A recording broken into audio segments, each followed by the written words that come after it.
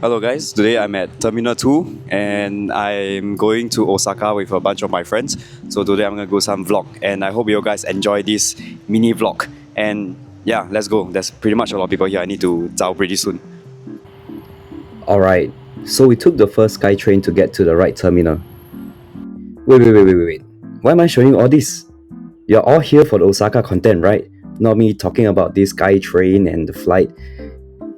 Okay, let's fast forward.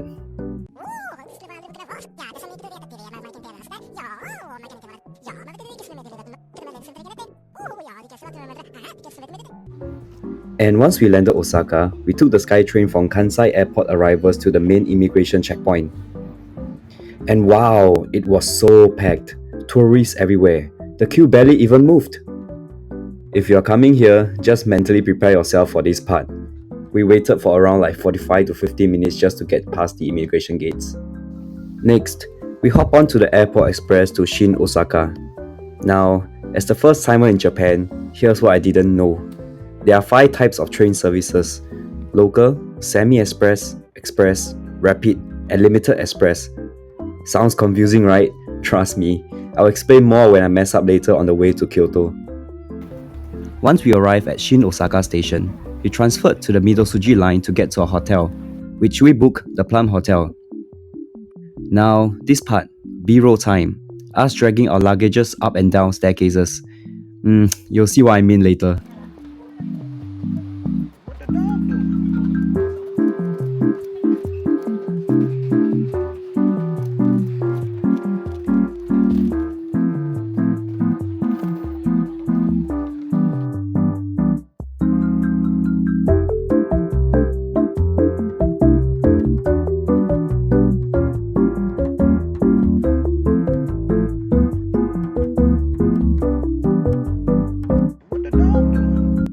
After dropping off our luggages, we hit the streets to explore Dotonbori, the iconic shopping and food district. The weather? Perfect. About 22 degrees in the evening. So much better than the usual 32 degrees back in Singapore. Cool breeze, neon lights, and good vibes all around. And of course, I have to join in on the trend, spinning those gachapon capsule machine to collect those mini food figurine. And it is oddly satisfying and kind of addictive. I kind of wasted around $2,000 to $3,000 yen right here. As we walked through the streets, we realized May was the perfect time to visit. The crowd was surprisingly manageable, not packed at all, which is great for us, as you can see from this video. We are not a big fans of squeezing with the masses only, unlike our Harajuku experience later on in Tokyo, but that's a story for another video. So now we're at some Namba Street and just bought Daifuku and it's amazing. It tastes great. I'll show you in the picture later. And now we are walking around to see what Gyukatsu to eat, and the food here is just amazing. And here's our dinner, Gyukatsu. It is crispy on the outside and rare on the inside. But if you're not a fan of rare beef, no worries. You can cook it longer on a hot stone plate they provided. We waited around 45 minutes to get in, but honestly, totally worth it. And yes, I didn't forget to take picture with the Glico Man before you all start commenting down and say that you missed with the Glico Man. Yeah, so here's a picture of me and the Glico Man. Yay, and it's day 2. We took the train to visit Osaka Castle. Honestly, I was bracing myself for a packed train at 9:30 am. But surprisingly, it wasn't as crazy as those online videos made it seem. But I'm not complaining though. As soon as we reached the entrance, we were stunned. The view was so majestic, and it felt like we were stepping into a painting. However, let's take a moment to soak it in. And of course, I have to get a good shot of the crowd entering the castle grounds. At first, it wasn't very bad, but once we got closer to the ticketing counter, that's when the crowd really started rolling in. Look at the view from the top of the Osaka Castle. Absolute stunning.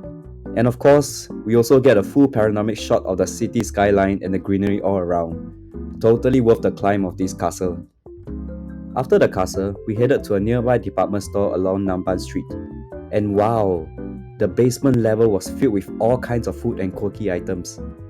We grabbed the famous Rikuro Daimaru cheesecake and the 551 Horai pork buns, and enjoyed them at the roof garden of the store. just when we thought we were done, we walked across this small rooftop shrine. It was peaceful, quiet, and a hidden gem above the city bus. Take a look at it. Later in the evening, we headed to the Kuchu Teian Observatory. And honestly, this view completely beat the one we saw in the morning at Osaka Castle. And the calming breeze, it was so perfect to wrap up the day. Take a look at it.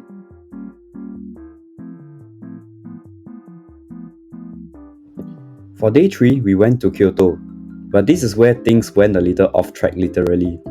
I did mention that there are 5 services for Japan trains, so instead of taking the limited express, which only stops at major stations, we accidentally boarded the local train, and yup, that means it stopped every single station.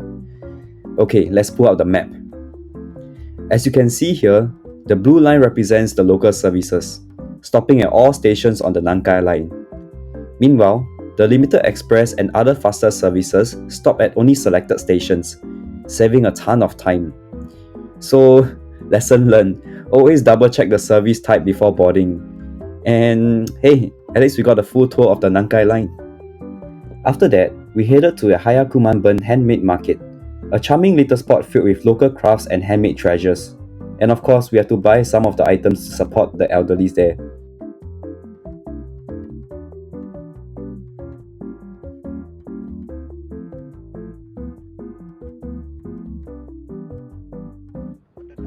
We also explored a few must-visit shrines nearby, and soaking in the peaceful vibes and traditional architecture.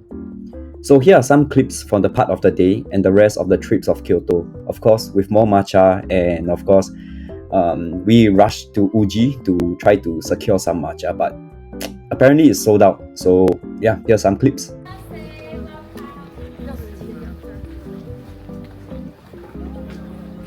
And that wraps up most of the key spots that we visited and explored in Osaka and Kyoto. Over the next couple of days, we made a quick trip to Nara to visit the famous bowing deer and squeezing some final shopping back in Osaka before catching our flight in Hokkaido for part 2 of the trip. Now, take a look at some of the videos that I recorded during these trips.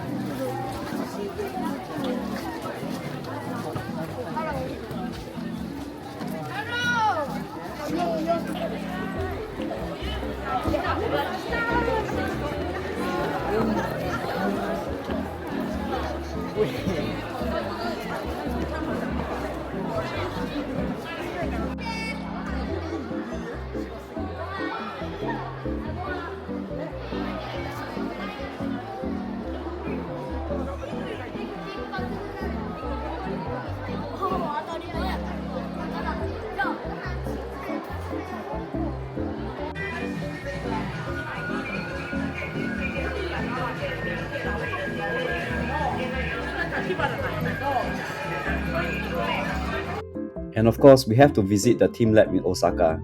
But to be honest, compared to Tokyo and the future Kyoto one, it was pretty underwhelming, as you can see from the videos. It was pretty lackluster too.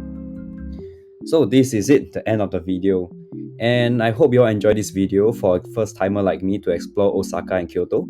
To me, it was a very fun experience, and all the trains are very on time, unlike a lot of different other countries. And the people there are mostly very polite, and the food there tastes amazing. Comment down below on what did I miss and what should I explore more in Osaka and Kyoto on my next trip. And then that's all from me, and I'll see you guys in the next video.